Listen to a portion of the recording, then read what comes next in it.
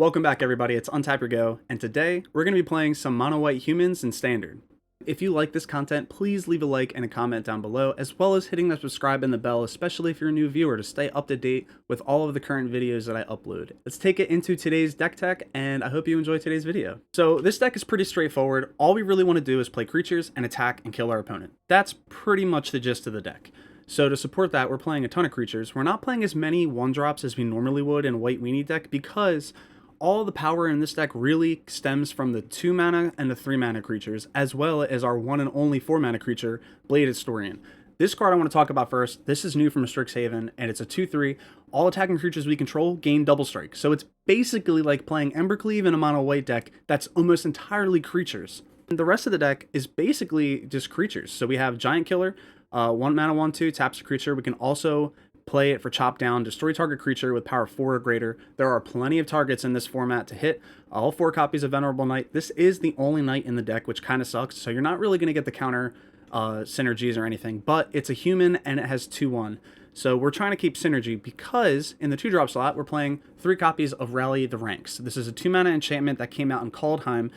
You choose a creature type. Creatures of the chosen type get +1/+1. We have 4 copies of Luminarch Aspirant. This is going to put counters on our creatures, make them all bigger. All 4 copies of Seasoned Hollowblade. This dodges pretty much all targeted removal because nothing kills this. Like, pretty much nothing kills this.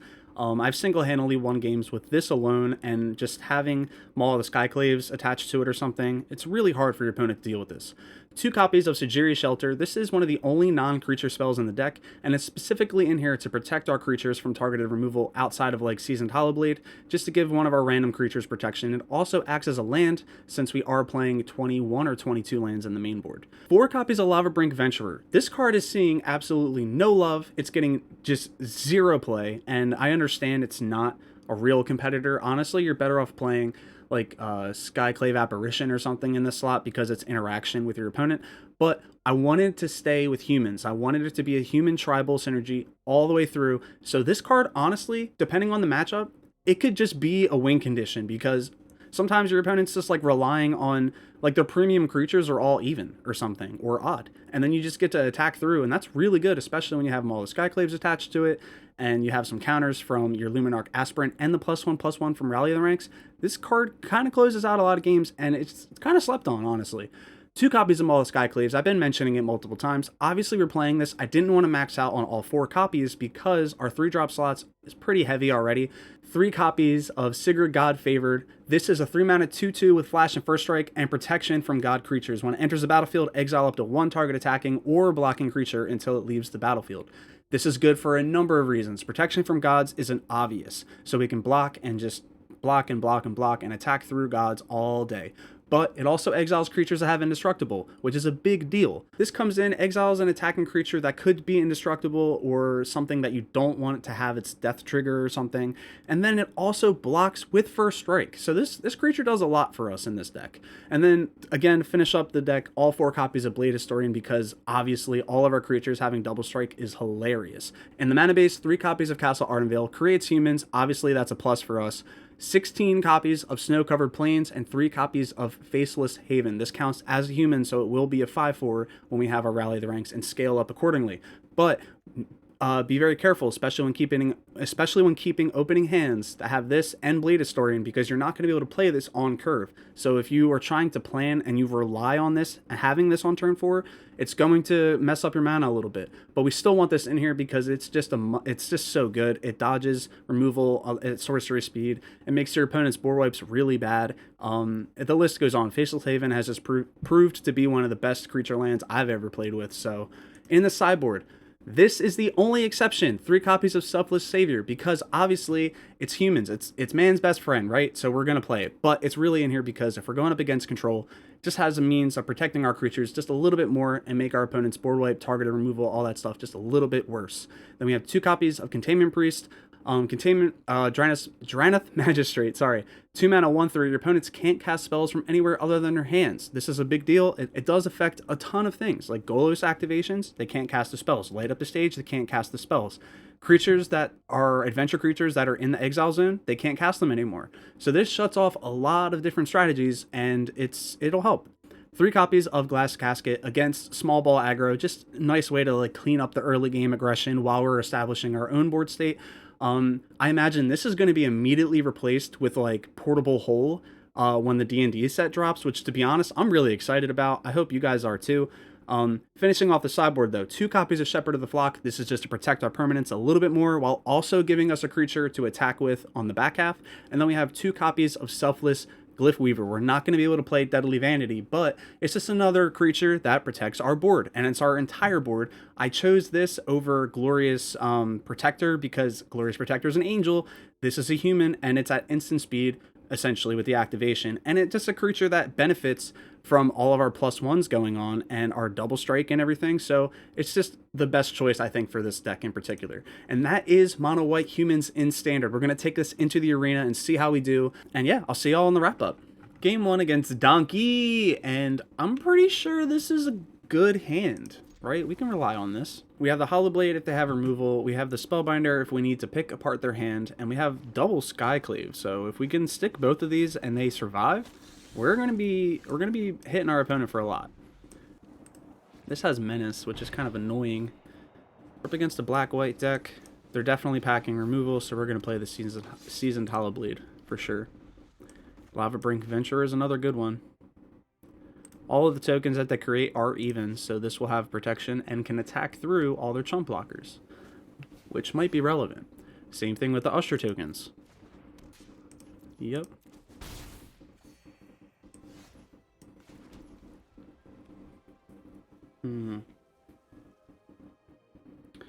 So I can go Skyclave for damage, but I think we go Spellbinder. Take a look at their hand. Luris. That's pretty good. Bloodchief's Thirst kills our Spellbinder. Make them have to spend more for that. That way we have double blockers for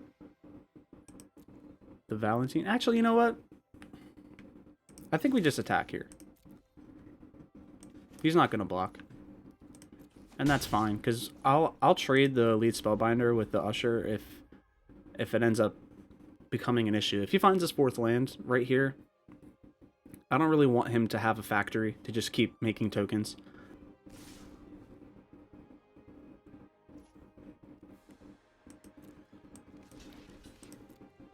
Yep.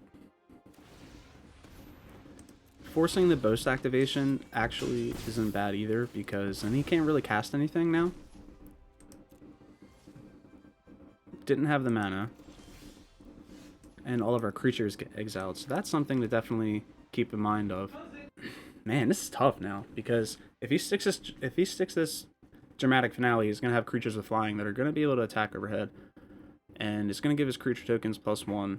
Luris is going to be able to buy back the Usher if he finds the 4th land also. And that's pretty frustrating. I feel like we need to really start applying the pressure. We can't double spell no matter how we play it out, so we're just going to get in with the Seasoned Hollow Blade. Chunk him down to 15.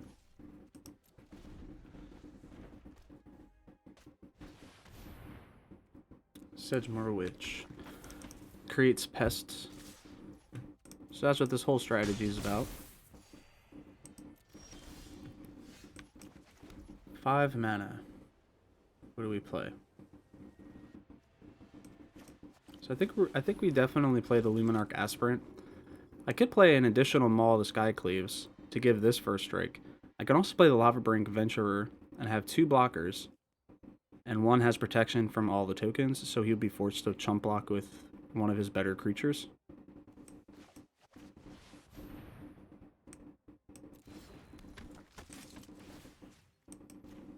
Put that there.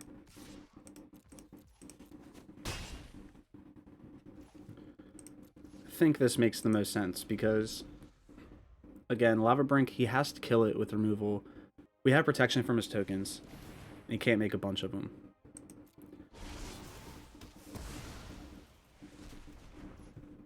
Alright, so we lose our double blocker. He's going to be able to get in with the Valentine. And the Sedgemoor Witch, actually, if he wanted to. But it's not going to. Interesting. And I think this is actually lethal.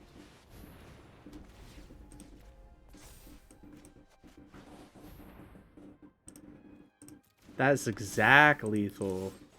Ouch. Out of nowhere, too. Out of nowhere. Brutal. Game 2 against Was Up, and I'm pretty sure this is a good hand. We're going to keep it.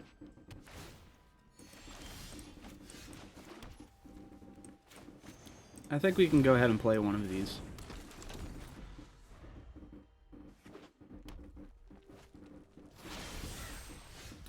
Foretell and a Gruul deck, so that's probably Demon Bolt or whatever the growth spell is, the Mammoth Might or whatever. Battle Rage, Mammoth Battle Rage, something, I don't know. Alright, so if we play Luminarch Aspirant, that's just going to get killed on the spot. Giant Killer's kind of safe as being a 1-2. It's not really that threatening, despite being able to tap. We're going to go ahead and get in for 1, I guess. Just play the Seasoned Hollow Blade.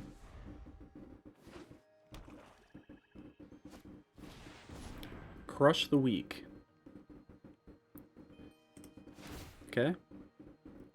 Well, we are going to discard one of the Aspirants.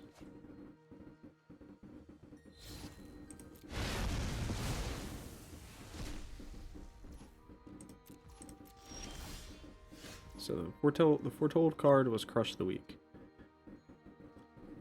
So that's odd. We could play Lava Brink. We can hold off on that for now, though.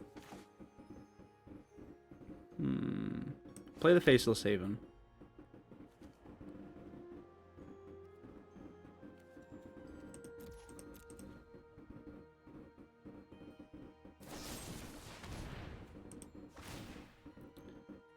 It's gonna be like that. Discard the Lava Brink.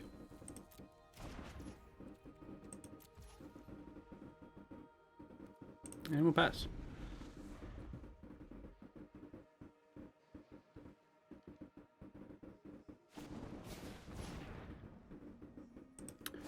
Dude, I'll do this all day.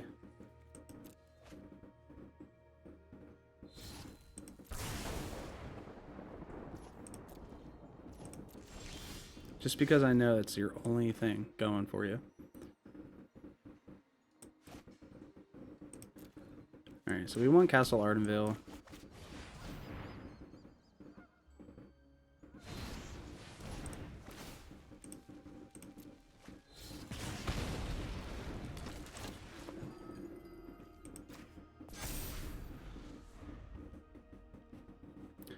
Seasoned Hellblade is pretty vulnerable now. He's churned through all of our resources. I'm actually really surprised he just has a ton of cards in his hand still. But now we just get to put the pressure on him. We're gonna go ahead and put a counter on here too, just in case he has a Heartless Act.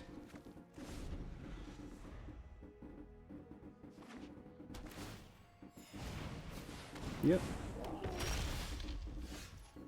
Ooh. Ooh. So Blade Historian gives our Luminarch Aspirant a little bit of edge against the Bone Crusher. We can also Faceless Haven, put a counter on it again, and it would become a 6/5. I think we do that.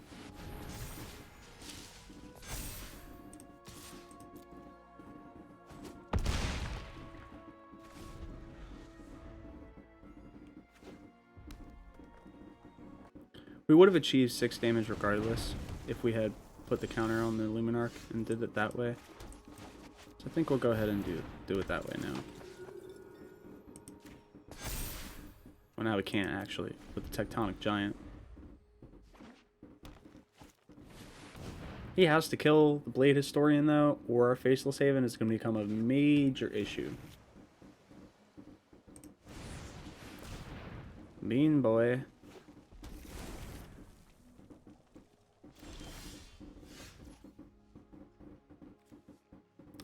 Cool, so we get to destroy the Giant Killer, or the Bone Crusher Giant. That's pretty good. It's actually kind of ironic, too. Yep, so we're going to go ahead. Put the counter here. Going to attack. And then destroy his Bone Crusher Giant, and that should be lethal. Yep. Good game. Third and final game against Unknown Super, and we are on the play. This hand is okay, but we need to find a third land or we are screwed. I'm gonna mulligan, just because the chances of us finding it, we're playing like 21 lands in this deck. We're gonna keep this in bottom. We're actually just gonna bottom this shelter, I think. Whoop.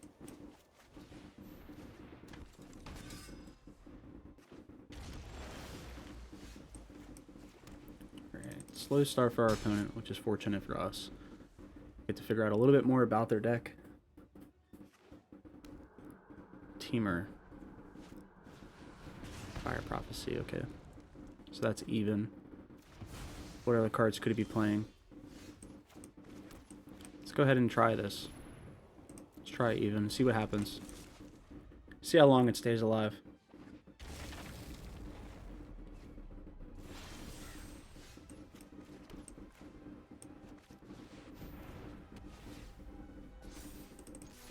Does not have protection from odd though, so we get in for 5.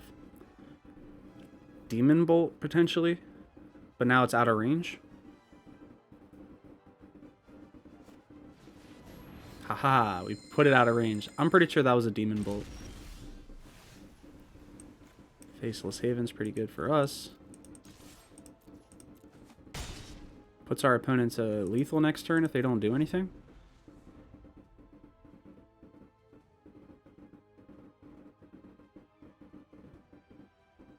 They have very fancy lands, though, I will admit.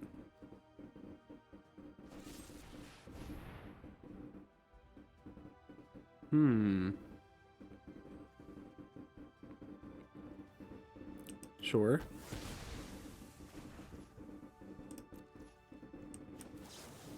I think we just have lethal again anyway. Okay. There's Sala coming. Lethal anyway? Wow. That's pretty impressive. Those are really impressive top decks, guys. Come on. You got it. I mean, damn. Those are really good top decks. Welcome back to the wrap up, everybody. If you made it this far, it means you've watched the entire video, and I thank you greatly for that. If you made it this far, please consider liking and subscribing to the channel. It would really help out the channel growth, and I would appreciate it a lot.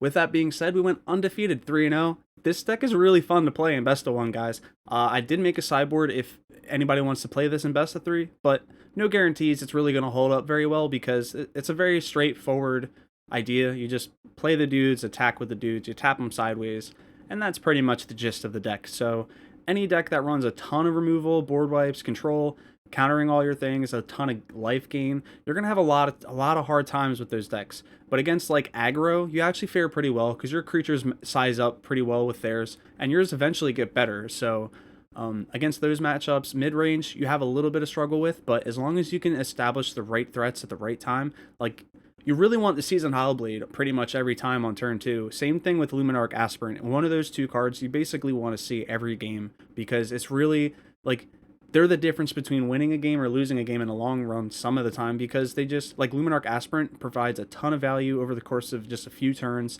Lava Brink Venturer, surprisingly good. You play it against, like, once you know what the removal is and you just name whatever that CMC is, they're going to have a really hard time dealing with it after that. So it's just a 3/3 that just sticks, and that's really strong for this deck. That's what it needs, is sticking power. So having the Seasoned Hollowblade is really good for that. Having the Sigrid with Flash, being able to bring it in at the end step, the Faceless Haven, the Lava Brink, and the Elite Spellbinder, just like decoying your opponent's cards and stuff. The deck has a ton of like pseudo evasion / like just sticking power, which is very uncommon for a mono white deck. So I really hope you guys enjoyed this deck. I sure did. And I'm Rob, aka Untap Your Go from the place. I'm gonna see you all in the next video. Thank you for watching, everybody. Bye bye.